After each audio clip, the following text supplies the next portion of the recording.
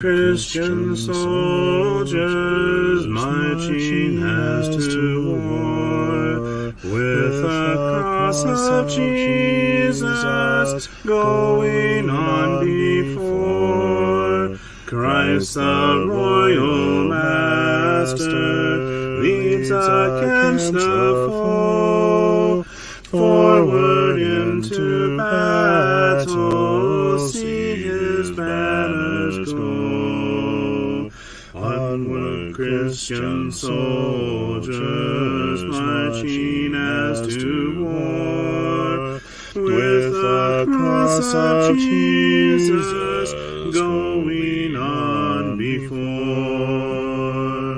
Oh, for a faith that will not shrink, though pressed by every foe, that will not tremble on the brink of any earthly woe, that will not murmur or complain beneath a chastening rod, but in the hour of grief or pain will lean upon its God.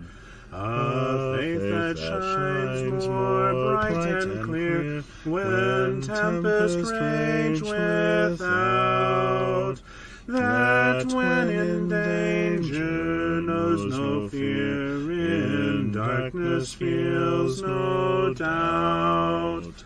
Lord, give us such a faith as this, and then whatever may come, we'll taste and hear the hallowed bliss of an eternal home.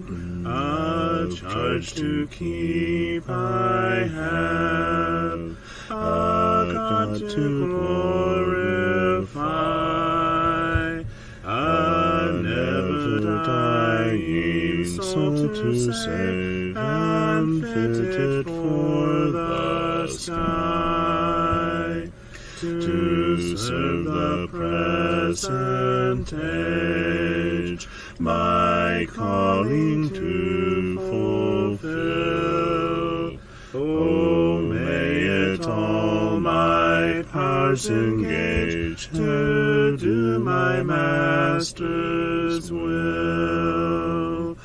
Arm me with jealous care, as in thy sight to live, and O thy servant, Lord, prepare a strict account to give. Help me to watch and pray, and on thyself rely. Assured if I my trust betray, I shall forever die.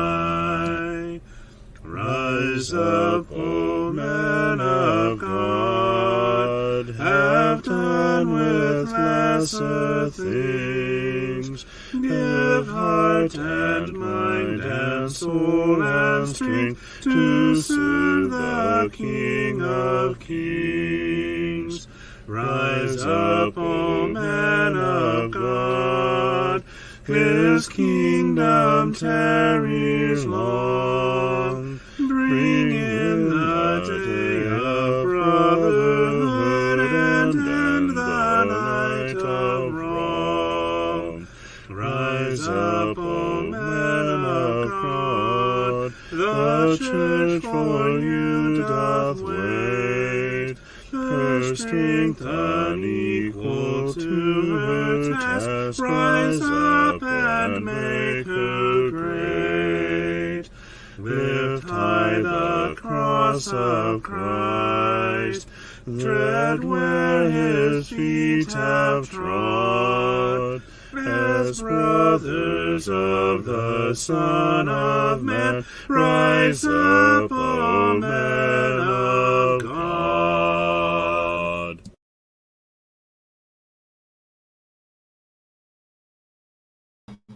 Let's edify one another, shall we? Good afternoon. It is so good to see you here this afternoon as we continue our studies to show ourselves approved, workmen that needeth not to be ashamed, handling right the word of God. We are indeed seeking to be approved of God, not of man. And to that end, we are studying the commands of God, not the commands of man. So won't you join me as we turn in our Bibles to Genesis chapter 14, and we're going to pick up there where we left off last week.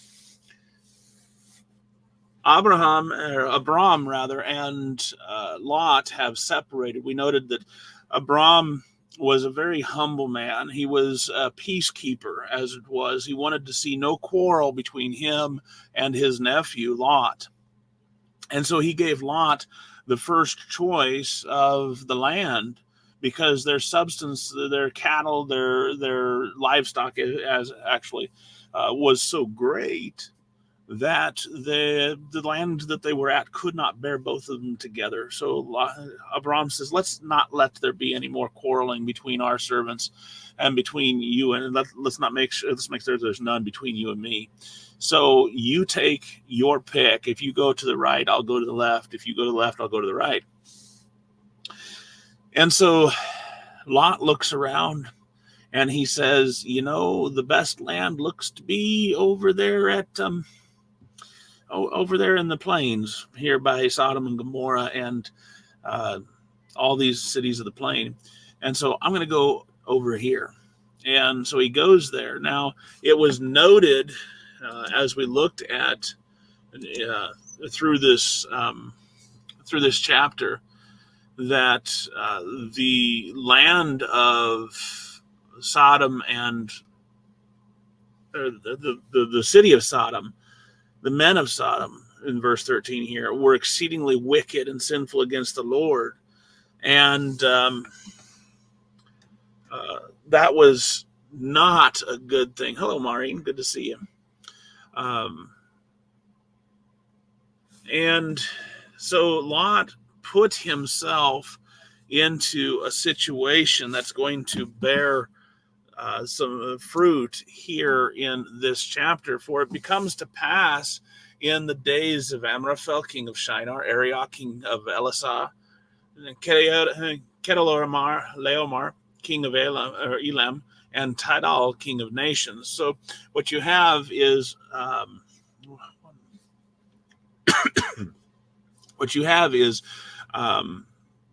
four kings that are mentioned here, and their city states. And then and with Tidal, who seems to be an over king. So you have Tidal, who is king of nations, and that would be basically the king over Amraphel, Arioch, and Kedorlaomer. I'll get it out one of these days. And these four kings made war with Bera, king of Sodom, Bersha, king of Gomorrah, Shinab, king of Admah, Shemeber, king of Zeboam, and the king of Bela, that is Zoar. He doesn't even have a name. So you've got five kings of the plains: Bera, Bersha, Shinab, Shemeber, and whoever the king of Bela was. And you notice that these five, this battle joined together in the valley of Siddim, which has become the Salt Sea. Again, this shows that the author, who we know as Moses, he is writing after the fact. He has been inspired. These are things that have been recorded.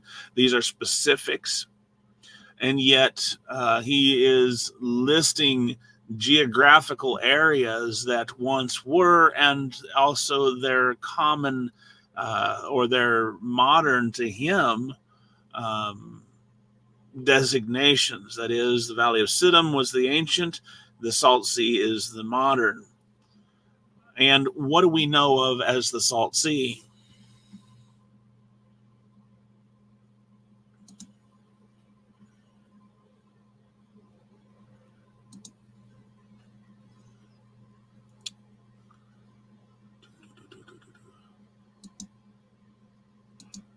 Let's see here. Yeah.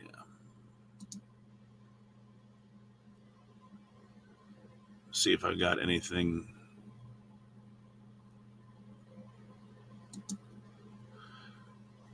Right. Let's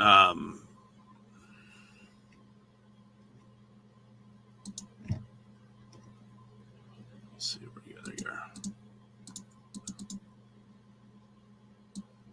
Maureen says the Dead Sea. Alicia is blowing everybody's cover. So hello, Sean. Thank you, Alicia. Hi, Angie. Oops, wrong one. So what we're looking at is we're not even going to look. I can't even see that.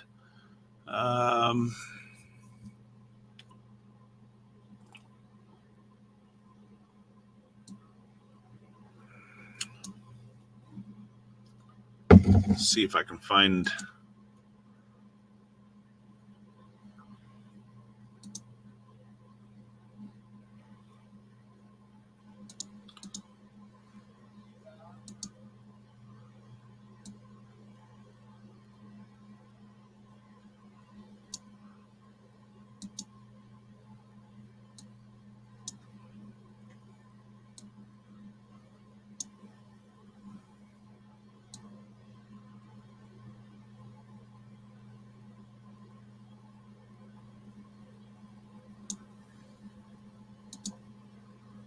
No, this is not reading, Debbie. This is study to show ourselves approved. You wouldn't believe how many people ask me that.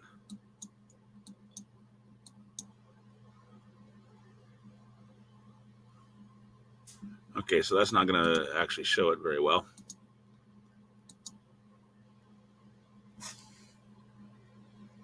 Hi, Angie.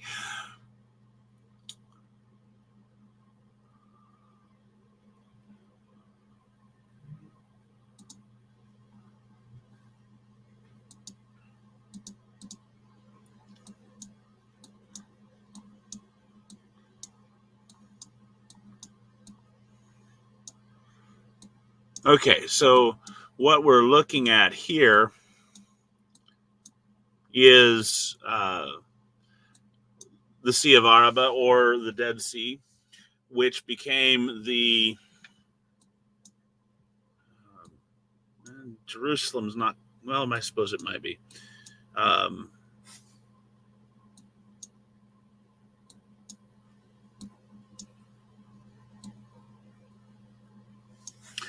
This here is the Vale of Siddim, according to this map. Hello, Sister T. So when we are talking about, and I don't even know if you guys can see that or not. Can you guys see the maps? May not be able to. If not, let me know and I'll bring up the map.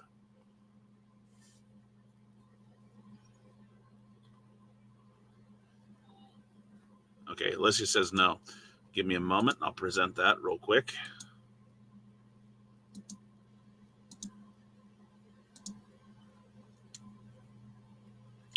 Okay, so what we're seeing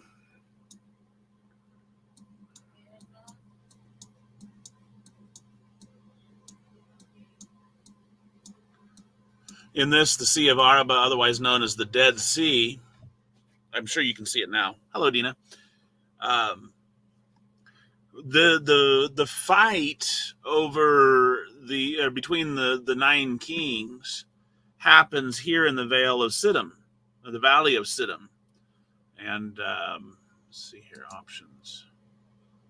Oh, okay, I don't have a pointer. Oh well.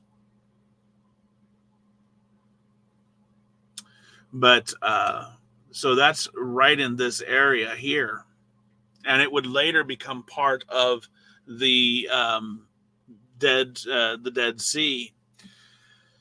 Angie, we are in Genesis 14. So as you picture this in your mind, this didn't used to be water. This was dry land. This area in here is where they have, right in this area here, they have discovered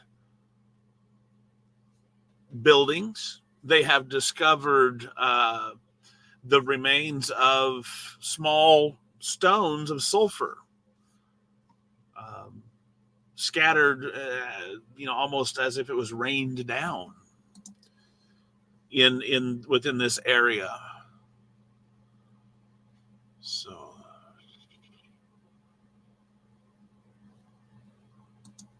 you still don't see the map? That might help. Woohoo! Whoops. I shared it, but I didn't share it to the screen. Okay, so here we are. Vale of Siddim. This used to be dry land. And it later became part of the Dead Sea, otherwise known as the Sea of Araba. Can you see it now, Sister T? Okay, good. Now, in this area here, and I'm not pinpointing the exact area, but within this area here of the Valley of the Dead Sea, modern day, they have found those buildings. They have found the small stones of sulfur, just small calcified, sulfur calcified, you know what I'm saying, rocks, almost as if it'd been rained down, which we're going to get into in a little bit. But this is the area where the battle took place between the 9 kings that we're discussing right now. So keep that in mind as we are looking at this. This is where Lot settled.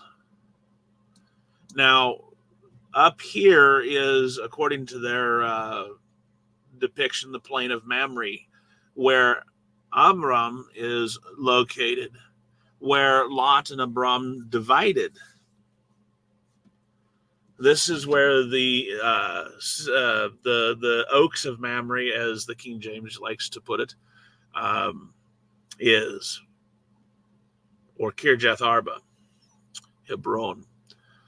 So let's get back to the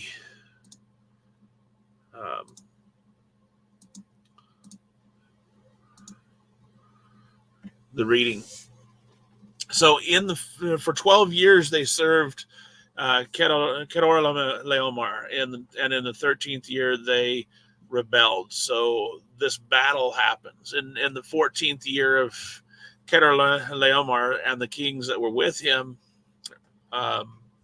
In the 14th year, Kedorlaomer and the kings that were with him came and attacked Rephaim in Ashtaroth, Karnaim, the Zutim in Ham, and the Emim in Sheva, and in Sheva Kiriathaim, and the Horites in their mountain of Seir, as far as El Paran, which is by the wilderness.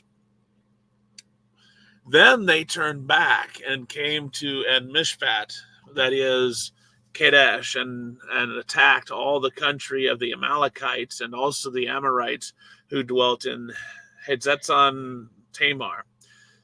And again, remember that area down there south of Hebron, or the plains of Mamre, in the valley of Siddim. And the king of Sodom and the king of Gomorrah, Admah, Zeboim, and Zoar, or Bela, went out and had this battle, and they lost. These 5 kings could not muster enough strength to defeat the 4 kings that were with Kedorlaomer. Now, the valley of Siddim was full of asphalt pits. And CJ finally joins us, slacker. He totally forgot that we had class today. Now, it was full of asphalt pits, and the kings of Sodom and Gomorrah fled. Some fell there, and the remainder fled in the mountains. And so Chedorlaomer and his kings took all the goods of Sodom and Gomorrah, all their provisions, all their people, and went their way, which means they also took Lot, Abram's brother's son, who dwelt at Sodom. And remember, Lot was very rich. Do you want these Bible on the screen? I'm having to share. I'm switching between map and Bible, so I'm constantly forgetting to share whichever screen I'm on back to the main screen. If you'd like to bring up the map that I have available, I'll show you that one, so that I wouldn't have to keep switching between the maps. That would be great.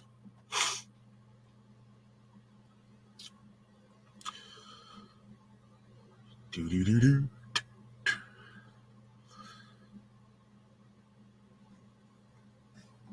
Of course, I guess I could actually just simply share my screen and not have to worry about it, but I'm not going to do that. My screen's too busy.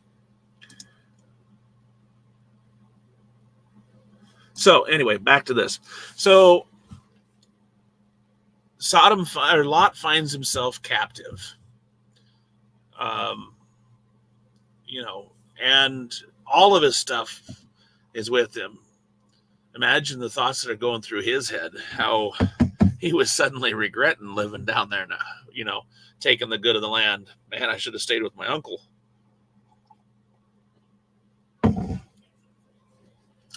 However, one escapes from them, comes and told Abram the Hebrew.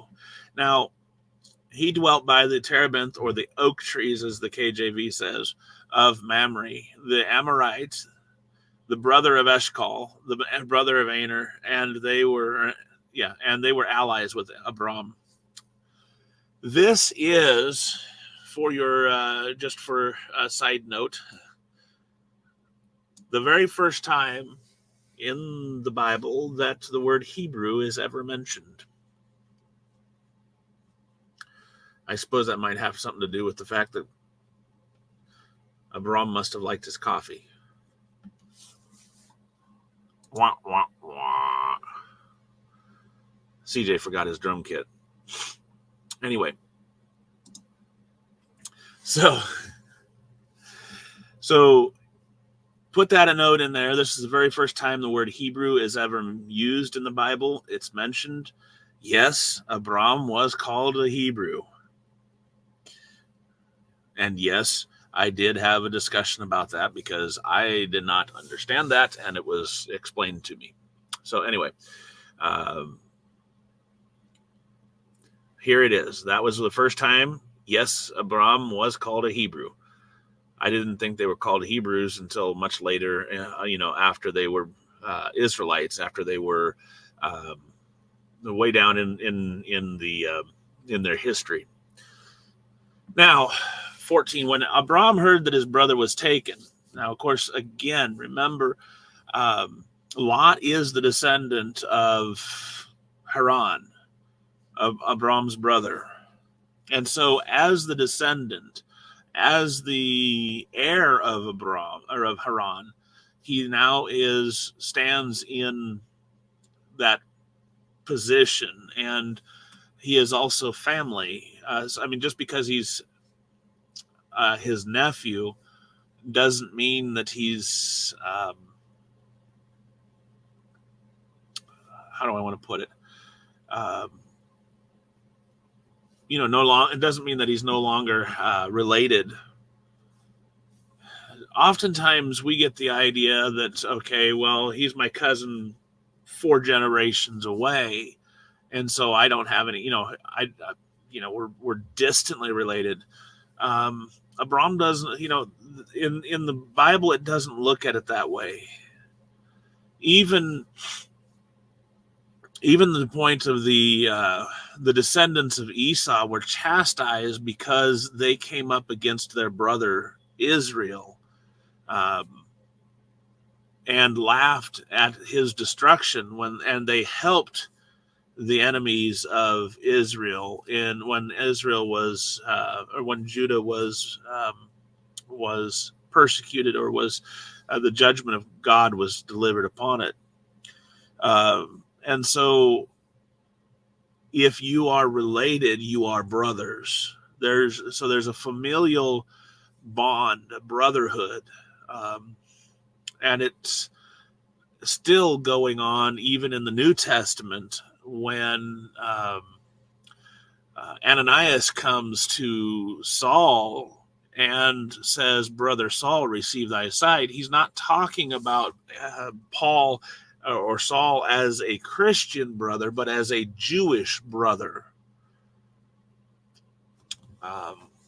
Because and you know, so there is that familial tie, that relationship, and Lot was a brother of Abram in that regard.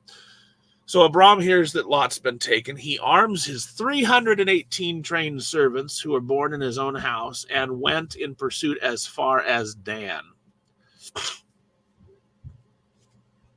Here again,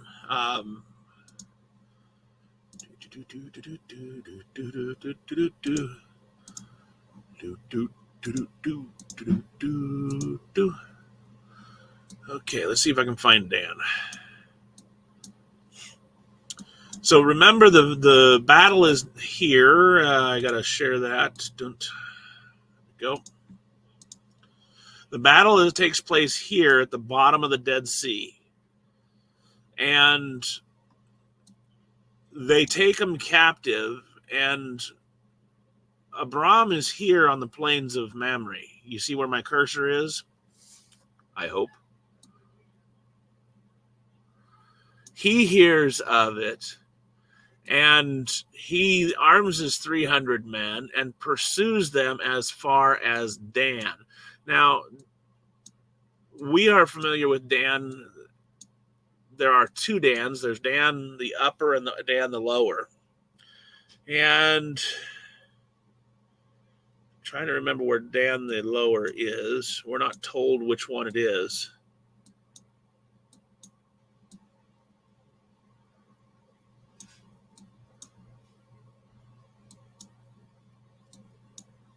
So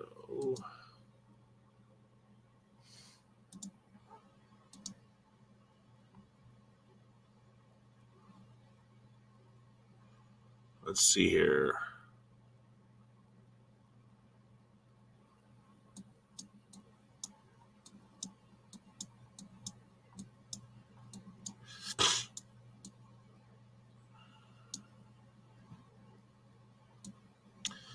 This really gets difficult to read.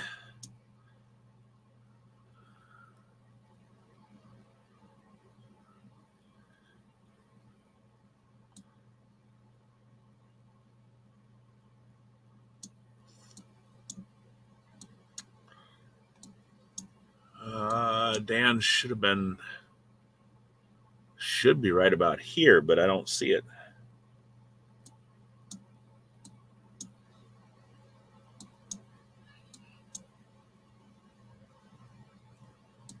Well, there's Kadesh. There's Dan. There's the upper one anyway.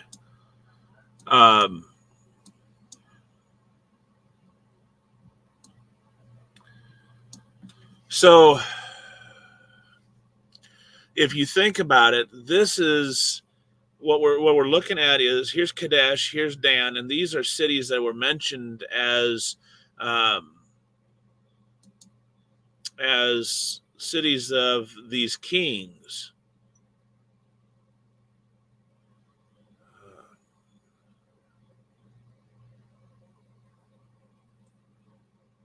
Let's see here. We have King of Shinar, King of Arioch, King of Elisar, rather, King of Elam, King of Nations, King of...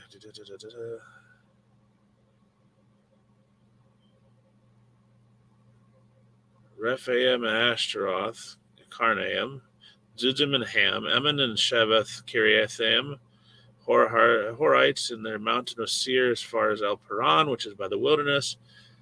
Then they came back, turned back, came to En Mishpat, that is Kadesh, and attacked all the country of the Amalekites and also the Amorites who dwelt in Hetzon Tamar. So,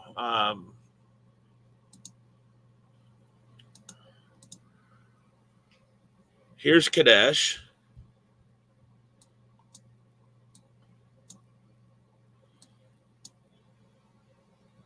I don't see the other ones.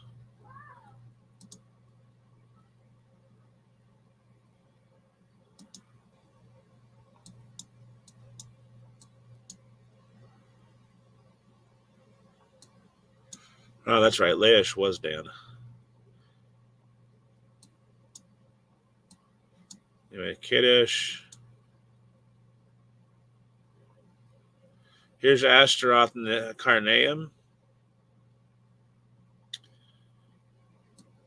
So you're seeing them attack over in this area. And yet they turn around, they come back, they attack up here. And somehow or other end up way down at the bottom of the sea, the bottom, down at the Vale of Siddim, attacking the kings of the plains.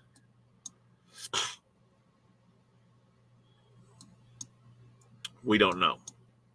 Anyhow, then they return back north, and Abram here runs and pursues after them, and finally catches up with them up here at Laish or Dan.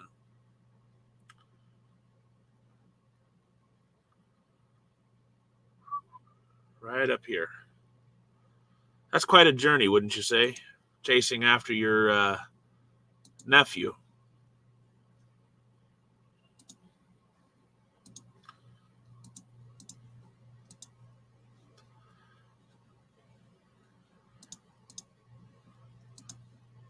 Okay.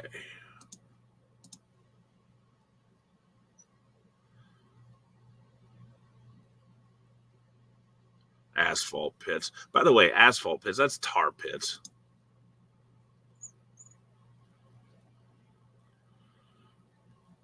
Asphalt pits. Asphalt just happens to be rocks that are covered by tar. Anyway. So they pursue them unto Dan. And I really want to look at this. Yep.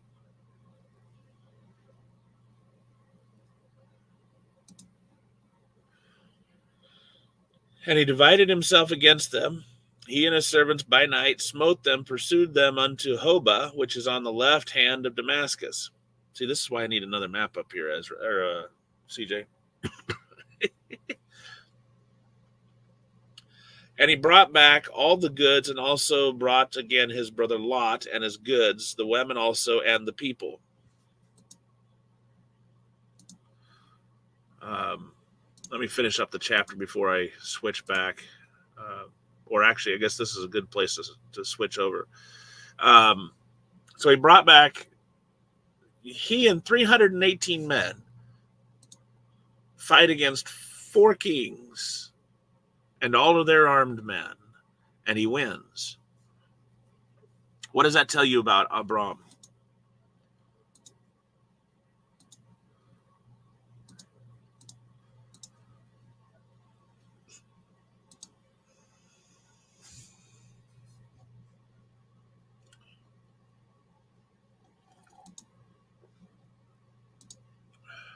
Hey, Heather.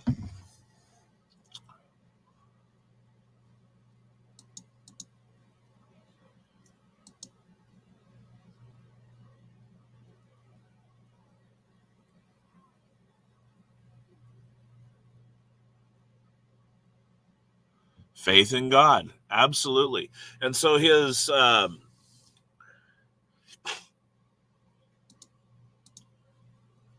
wow. His...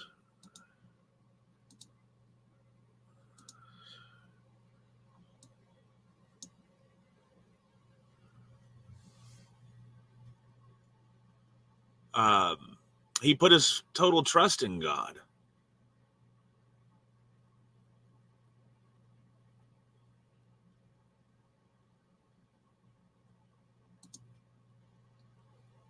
There we go. Doesn't really help so much.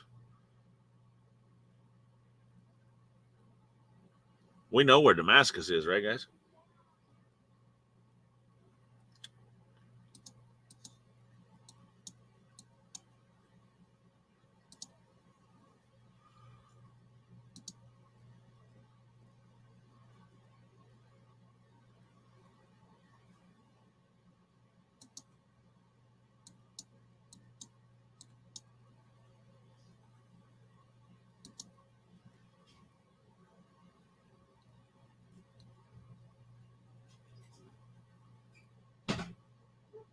Let's see here.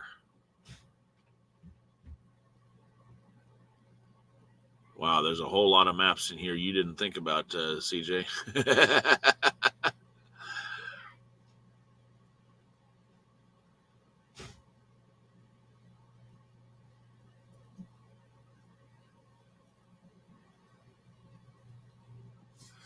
I think I like the other one better for the...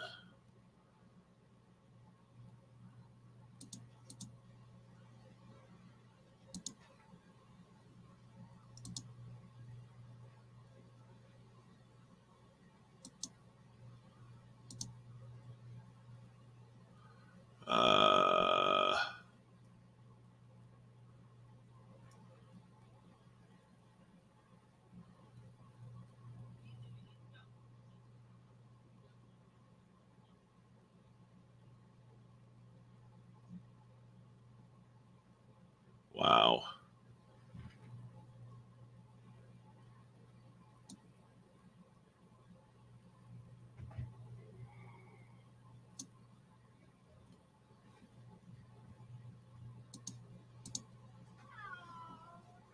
Ooh, I could print maps. Okay, so I'd have to look at for other ones. There is so many here that going through every single one of them would be woofta.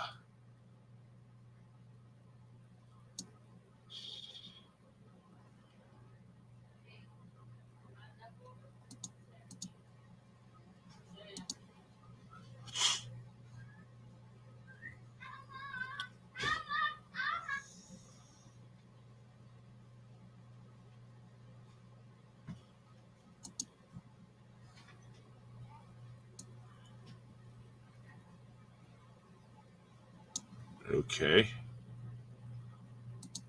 Interesting.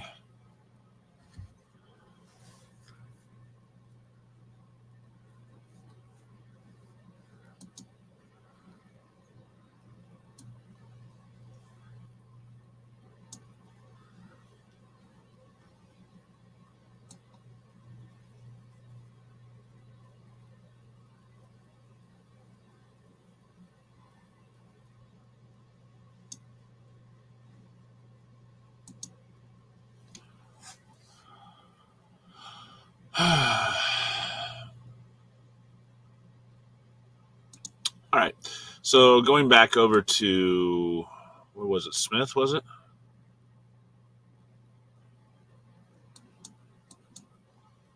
Yeah.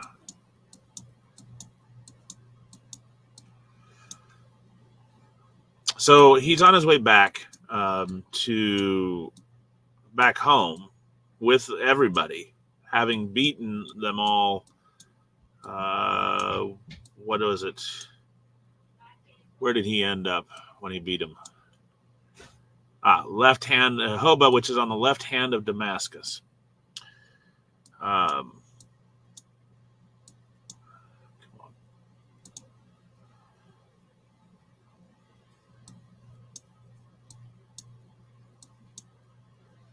So this would have been roughly where Damascus was.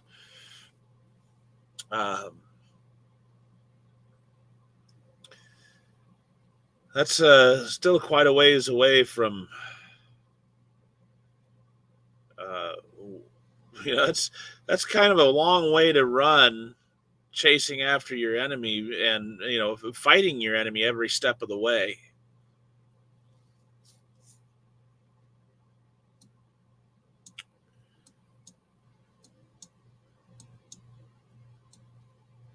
So he's coming back then, and let's pick up in our story in Genesis 14 again. Um,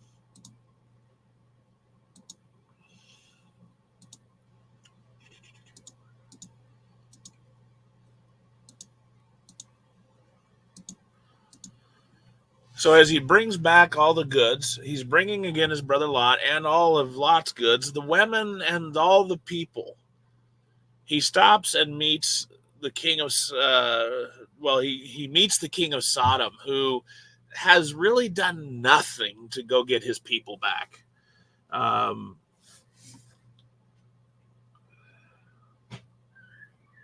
Let's see here.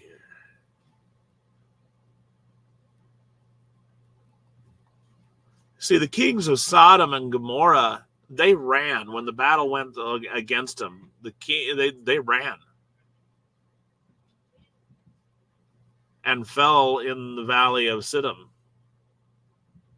And yet, hello, Sam.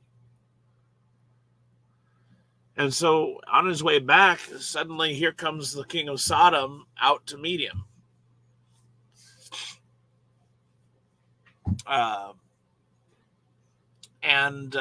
You notice that Abram has killed Chedorlaomer and the kings that were with him at the Valley of Sheva, which is the King's Dale.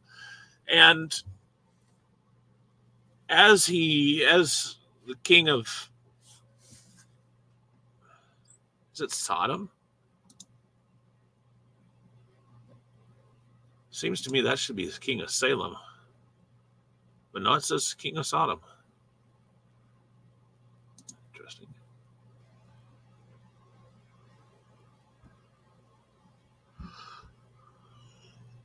Excuse me. And so in meeting him at the Valley of Sheva, Melchizedek, king of Salem, also meets him and brings forth bread and wine. And notice that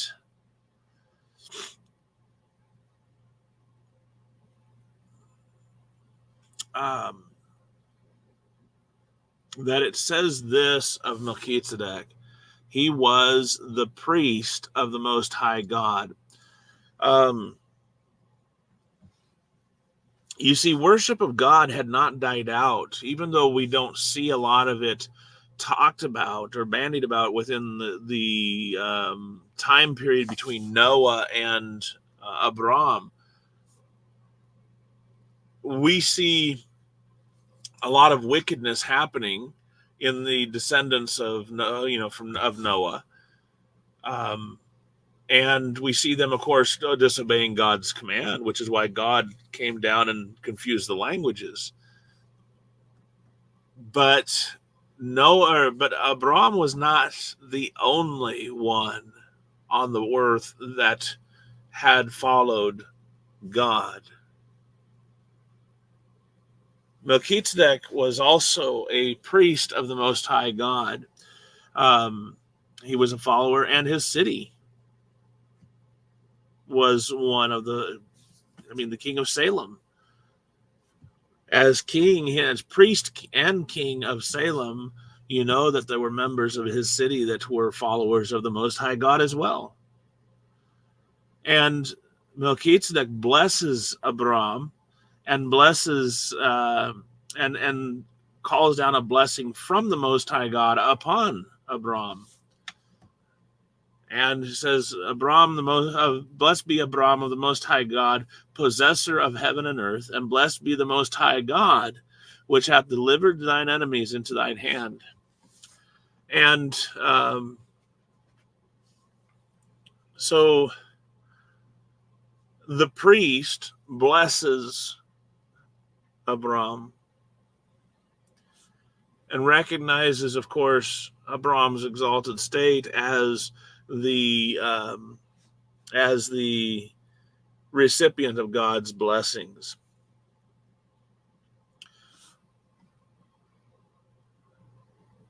And then we have Abraham giving tithes of all that he had. And we see in the book of Hebrews that, let's see here. See if I can find it in Hebrews. This is mentioned again.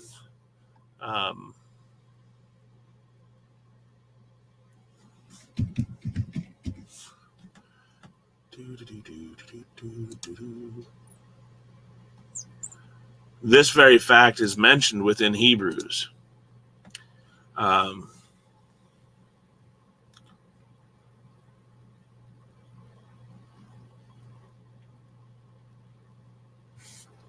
In Hebrews chapter 7,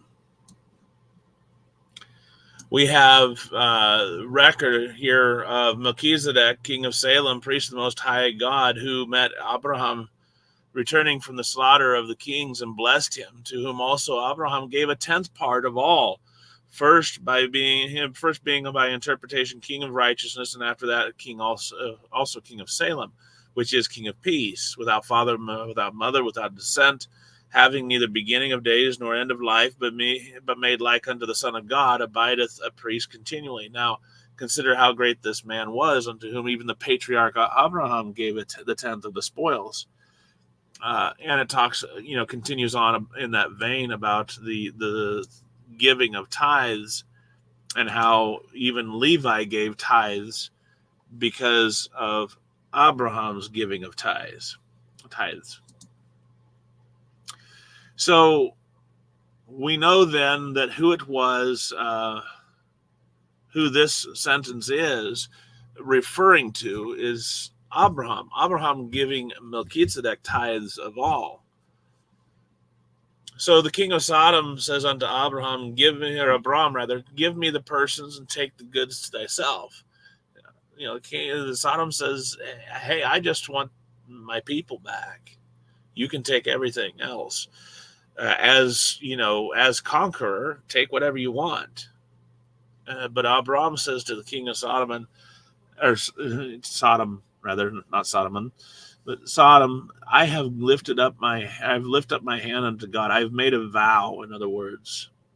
I've made a promise to God that I will not take from a thread, even to a shoe latchet, and I will not take anything that is mine, lest you should say I have made Abraham rich. He didn't want to owe anything to anybody, because he wanted everybody to know that it was God who had provided for him. And the only thing that he made one exception, and that is that whatever it was that the young man had eaten, and whatever Aner, Eshcol, and Mamre needed for their men, or wanted for their men, he would not prevent them from taking of the spoil. Because Abram was not the only one that took men. It was not the only one that went. Aner, Eshcol, and Mamre also sent men to help. So,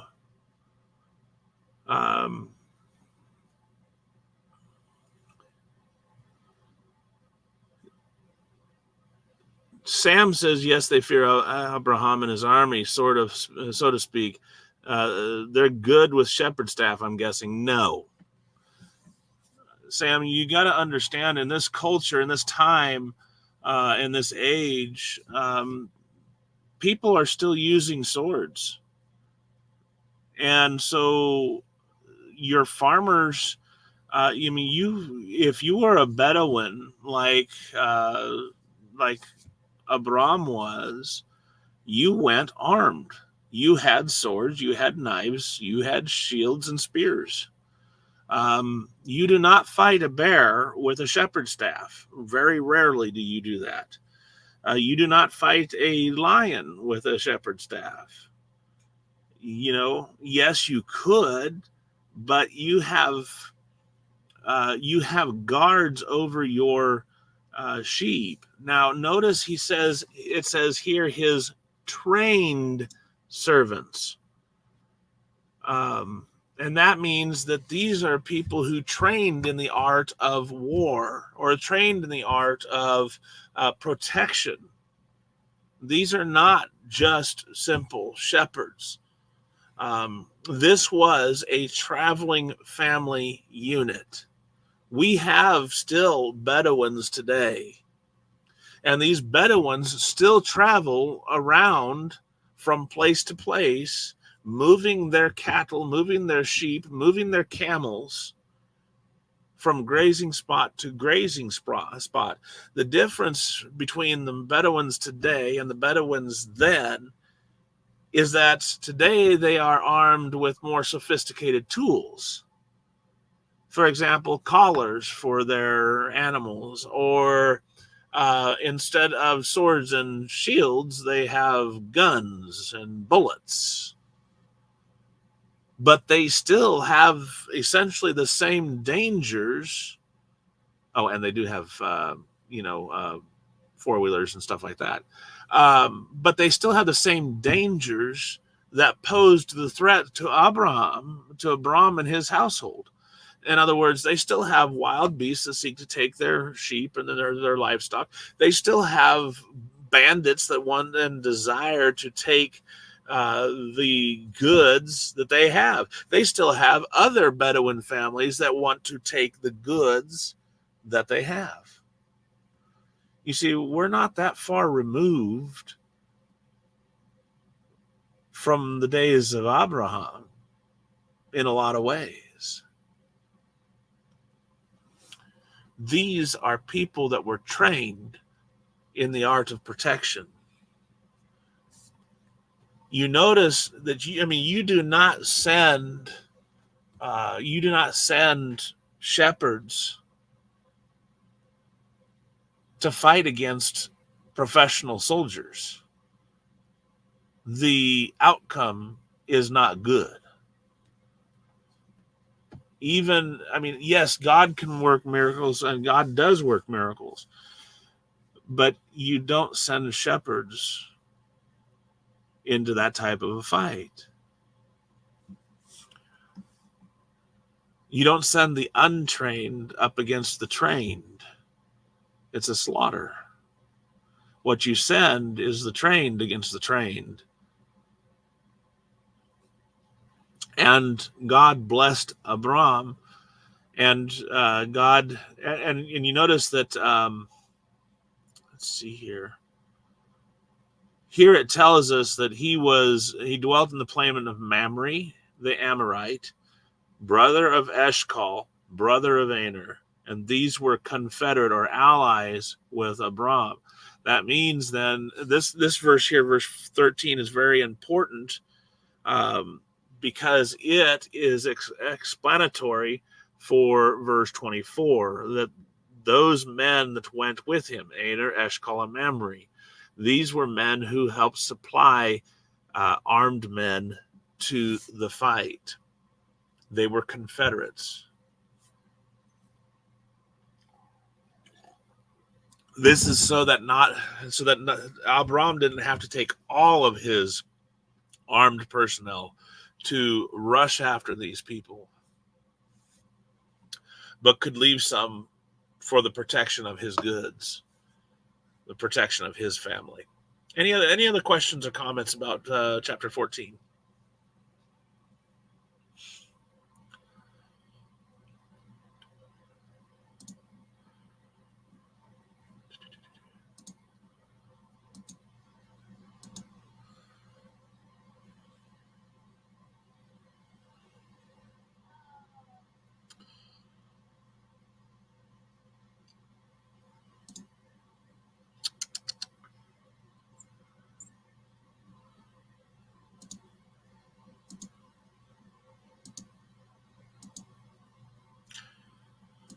All right, I see that we have about 4 minutes left, since nobody else has any comments. Nobody has any questions. Bummer. We're going to pick up in chapter 16 or 15. 15. And try to make it through another 2 or 3 chapters. There will be no class next week because it is Christmas and most of us are going to be busy with family. So we look to pick up in Genesis chapter 15 the first Monday, which will be the first of the new year. So January 1st, we will reconvene with Genesis chapter 15 as we continue our studying to show ourselves approved classes beginning in the beginning. And I look forward to seeing you there. Hopefully we have edified you and have increased your knowledge through our study of Genesis, a great book of beginnings. And that I hope and pray that you'll join me again on January 1st. Lord willing, we'll see you then. Otherwise, hey, we'll see you tomorrow, one way or the other. God bless in your walk with him. I'll see you then.